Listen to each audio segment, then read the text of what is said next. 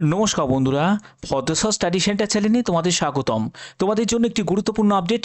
রামকৃষ্ণ মিশনের তরফ থেকে নতুন নিয়োগ বিজ্ঞপ্তি জারি হয়েছে, যেখানে তোমাদের সরাসরি ইন্টারভিউ দিয়ে গ্রুপ ডি পোস্টে নিয়োগ করা হচ্ছে। যেখানে যোগ্যতা, তোমার যদি 8 পাস যোগ্যতা থাকে তাহলেও তুমি আবেদন করতে পারবে, অথবা তোমার যদি মাধ্যমিক পাস যোগ্যতা থাকে তাহলেও তুমি আবেদন করতে পারবে। এখানে কোনো রকম লিখিত পরীক্ষা হবে না, সরাসরি ইন্টারভিউয়ের ভিত্তিতেই কিন্তু তোমাদের নিয়োগটি করা হচ্ছে। যেখানে আবেদনের শেষ তারিখ হচ্ছে 26শে মে 2025। আবেদন শুরু হয়ে গেছে। এই ভিডিওর মাধ্যমে তোমাদের কিভাবে ফর্ম ফিল আপ করতে হবে সেটাও যেমন থাকবে, এর সাথে তোমাদের প্রয়োজনীয় তথ্য কি কি তোমাদের ভাবে ফর্মটা ফিল আপ করবে এবং প্রয়োজনীয় কি কি ডকুমেন্ট সঙ্গে অ্যাটাচ করতে হবে, A to Z সম্পূর্ণ তথ্য অবশ্যই তোমরা এই ভিডিওর মাধ্যমে জানতে পারবে। প্রত্যেকে দেখো, প্রত্যেকের জন্য খুবই গুরুত্বপূর্ণ একটি আপডেট, প্রত্যেকে আবেদন করতে পারবে। তো বন্ধুরা, আমি পিডিএফটা ওপেন করে নিয়েছি। তোমাদের 8 পাস যদি যোগ্যতা থাকে তাহলেও তুমি আবেদন করতে পারবে, এবং তোমার যদি মাধ্যমিক পাস যোগ্যতা থাকে তাহলেও তুমি আবেদন করতে পারবে। যে কোনো একটি যোগ্যতা থাকলেই কিন্তু আবেদন করা যাবে। যেখানে তোমাদের সিলেকশন করা হচ্ছে শুধুমাত্র ইন্টারভিউয়ের ভিত্তিতে সিলেকশন করা হচ্ছে, কোনো রকম রিটিন এক্সাম তোমাদের থাকছে না। এবং এই যে নিয়োগটি করা হচ্ছে সেটা রামকৃষ্ণ মিশন আশ্রম, নরেন্দ্রপুর, কলকাতা, অর্থাৎ কলকাতা নরেন্দ্রপুর রামকৃষ্ণ মিশনেই এই নিয়োগটি করা হচ্ছে। এই অ্যাড্রেসেই কিন্তু তোমাদের পাঠাতে হবে তোমাদের অ্যাপ্লিকেশন ফর্ম। সেই ফর্মটা ফিল আপ করে প্রয়োজনীয় ডকুমেন্টসগুলোকে অ্যাটাচ করে এই ঠিকানায় তোমাদের পাঠিয়ে দিতে হবে 26শে মে 2025-এর মধ্যে।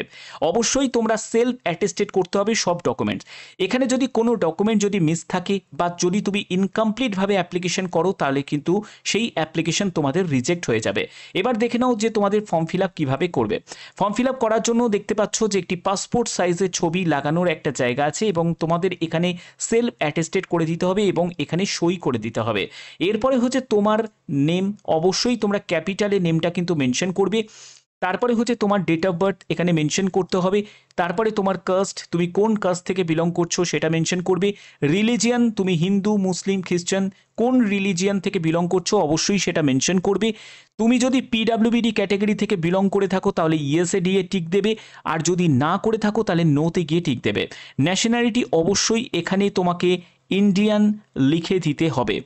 এরপরে হচ্ছে তোমার অ্যাড্রেস, একদম কমপ্লিট অ্যাড্রেস কিন্তু এখানে মেনশন করতে হবে। অবশ্যই তোমাদের post office, police station, district তোমরা অবশ্যই কমেন্টে এখনই জানিয়ে দাও যে কোন জেলা থেকে এই ভিডিওটা দেখছো, কারণ তোমরা জানো আমি স্টেট ওয়াইজ, সেন্ট্রাল ওয়াইজ এবং তোমাদের ডিস্ট্রিক্ট ওয়াইজ ভ্যাকেন্সিও তোমাদের কাছে তুলে ধরে থাকি। তো এরকমই আপডেট পাওয়ার জন্য অবশ্যই চ্যানেলটাকে সাবস্ক্রাইব করবে এবং কমেন্টে অবশ্যই তোমার জেলার নাম মেনশন করবে। এখানে দেখো তুমি কোন রাজ্য থেকে বিলং করছো সেই রাজ্যের নামটাও কিন্তু এখানে মেনশন করতে হবে এবং পিনকোড নাম্বারটাও দিয়ে দিতে হবে। এরপরে হচ্ছে মোবাইল নাম্বার এখানে মেনশন করতে হবে। এখানে দেখো তোমার স্কুল, দেখো তোমার যদি 8 পাস যোগ্যতা থাকে তাহলেও তুমি আবেদন করতে পারো, তোমার যদি মাধ্যমিক পাস যোগ্যতা থাকে তাহলেও তুমি আবেদন করতে পারো, বা তোমার যদি হায়ার কোয়ালিফিকেশন থাকে সেটা মেনশন করার কোনো প্রয়োজন নেই, তুমি এখানে সিম্পলি মাধ্যমিক দিয়েও অ্যাপ্লাই করতে পারো। ঠিক আছে, অর্থাৎ ন্যূনতম যোগ্যতা হলো 8 পাস। এখানে তুমি কোন ইয়ারে তুমি 8 বা 10th তুমি পাস করেছো সেটা মেনশন করবে, কোন বোর্ড বা স্কুল থেকে পাশ করেছো, টোটাল কত নম্বরের পরীক্ষা হয়েছে, তুমি কত নম্বর পেয়েছো, কোন ডিভিশন বা ক্লাস তুমি পেয়েছো, কত পার্সেন্টেজ মার্কস পেয়েছো এবং কি কি সাবজেক্ট ছিল সেটা অবশ্যই তোমরা কোডেতেও মেনশন করতে পারো। এছাড়া তোমরা ছোট ছোট করে লিখেও দিতে পারো। ক্লিয়ার? ওয়ার্ক এক্সপিরিয়েন্সের ক্ষেত্রে বলে রাখি, কোনো ওয়ার্ক এক্সপিরিয়েন্স প্রয়োজন নেই, অর্থাৎ কোনো রকম অভিজ্ঞতার ছাড়াই আবেদন করা যাচ্ছে। এখানে দেখো যে তোমাদের 7 নম্বর কলমে তোমাদের কতগুলো পয়েন্ট উল্লেখ করা হয়েছে, যেগুলো তোমাদের ইয়েস আর নোতে গিয়ে টিক দিতে হবে। ঠিক আছে, এখানে প্রথম পয়েন্টে যেটা বলছে, has the applicant at any point while in service been dismissed from service. তো যেটা বলতে চাইছে, ধরো তুমি কোনো জায়গায় সার্ভিস করেছো এর আগে, তো সেখানে কি তোমাকে কোনো কারণবশত তোমাকে কি বরখাস্ত করা হয়েছে? যদি করে থাকে তাহলে ইয়েস করবে, আর যারা ফ্রেশার ক্যান্ডিডেট তারা তো অবশ্যই এখানে নোতে গিয়ে টিক দেবে। ক্লিয়ার?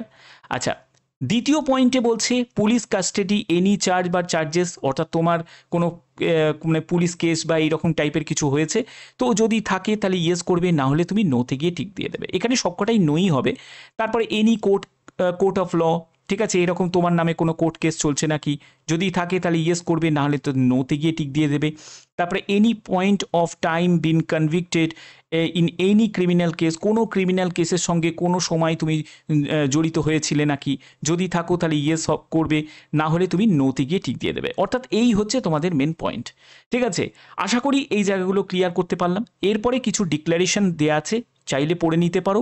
এরপরে তোমাকে এখানে ফুল অ্যাপ্লিকেন্টের সিগনেচার করতে হবে, ডেট দেবে এবং প্লেসটা দেবে।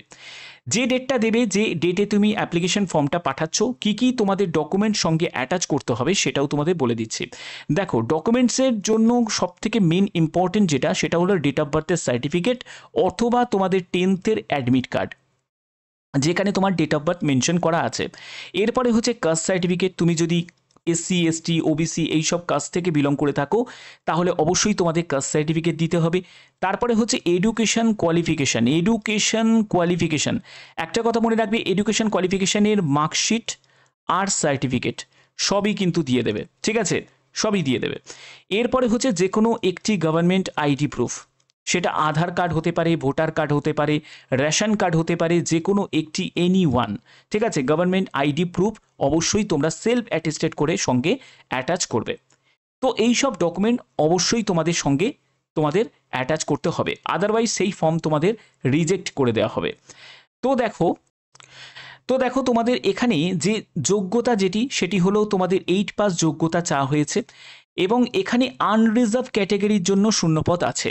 অর্থাৎ যারা এসসি এসটি ওবিসি তারা কিন্তু আবেদন করতে পারবে, কিন্তু তাদের অ্যাজ এ জেনারেল হিসাবে আবেদন করতে হবে।